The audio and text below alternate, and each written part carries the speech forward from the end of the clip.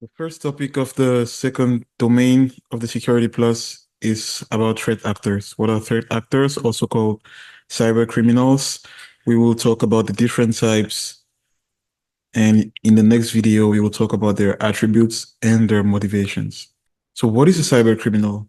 A cyber criminal is an individual or group of people who try to break into a network, to exploit a network, to gain unauthorized access.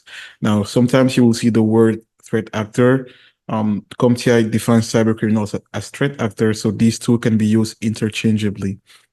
Cyber criminals, or in other words, threat actors, they're motivated by a variety of factors. Usually it's for financial gain, but you will come to find out that some are motivated by political activism. Some is simply curiosity to test their skills, to see if some things work. Some is for the security, national security, and they use different techniques. So they can use phishing, they can use social engineering techniques, they can use ransomware, they can get more technical with brute force attacks and hacking. So let's see the different types of cyber criminals. First, we have hackers. Hackers use their technical skills to gain unauthorized access to systems. And among the types of hackers, you have white hat hackers. These ones work within the law and they have permission to hack. So these are white hat hackers. They work within the law, they work ethically, and they have permission to hack. You have black hat hackers. These ones are malicious. Black hat, they wear the black hat. They are malicious. They break systems for personal gain. And then you have gray hat hackers who are in between. They can find an opening, they can find a weakness, but they do not exploit. They can tell their organization, hey, I found this weakness and I can help you to fix it, if you give me a compensation or something similar. So you have white hat hackers, black hat hackers, and gray hat hackers. More cyber criminals, you have competitors. Competitors have other motivation. It can be for espionage. It can be to damage your reputation. It can be for theft of information. It can be for different motivations.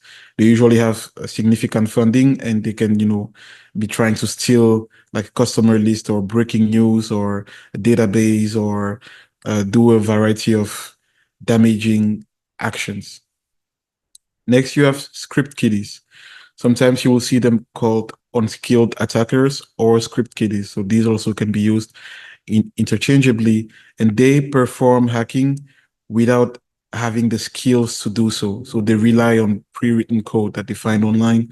Like someone will go and Google, give me a code to do something, and then they find the code on GitHub and they perform their action. So they usually don't have any funding and they're motivated by just the idea of making a name for themselves and becoming famous. So most people at the entry level are script kiddies. You have hacktivists. Hacktivists, the name means hacker and activist. So the name is broken down into two. A hacker who is an activist. And they use their technical skills to promote political issues or religious issues or social issues. So they have a political agenda or a religious agenda or social agenda. They can be sophisticated. It depends, and funding is usually limited as well. You have criminal syndicates. Criminal syndicates, also called organized crimes or organized criminals, they target individuals, businesses, governments, and their goal is money. They're usually well organized and their goal is money. They want to extort money, and it usually ends bad even among themselves. You have nation states or government agencies, they focus on national security and usually against external organizations. Insiders work within an organization. They have access to internal resources and they use their credentials to access resources and carry out malicious activities. These are usually the hardest to identify because they are within the organization, they're internal and they have access. So it's hard to detect when an insider will, perform an attack. And it's hard to detect them. You have shadow IT. Shadow IT is the use of IT systems without explicit approval from the IT department. So this can lead to data breaches, and the unapproved systems are not subject to the same level of scrutiny. So it's usually a security breach, and that's why it's forbidden. And you can perform shadow IT. You go to an organization and you install a router which is not authorized, so that you can be fined or sanctioned for that.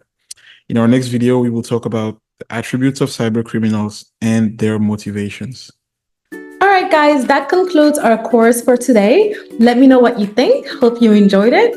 And make sure to follow us on all our social media platforms, which includes YouTube, Instagram, Facebook, and TikTok. Of course, do not forget to order our awesome Amazon flashcards that you can get for just $15. And they're awesome because they help you study.